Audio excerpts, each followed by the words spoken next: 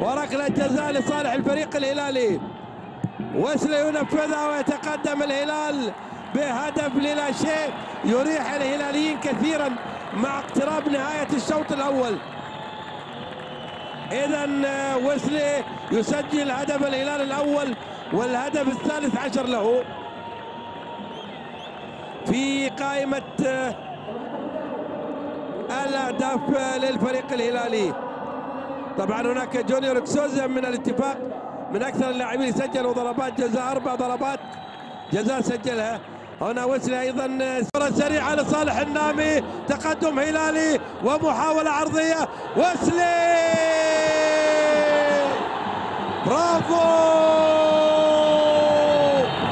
يسجل الهدف الثاني والثنائية لوسلي والهدف الشخصي الثالث عشر من ركلة جزاء لوسلي، وأضاف اليوم أيضا هدف آخر ليصبح لديه 14 هدف لهذا اللاعب وسلي لوبيز بعد كرة بين ياسر والنامي، ووسلي في الأخير يسجل هدف يطمن الهلاليين على المباراة.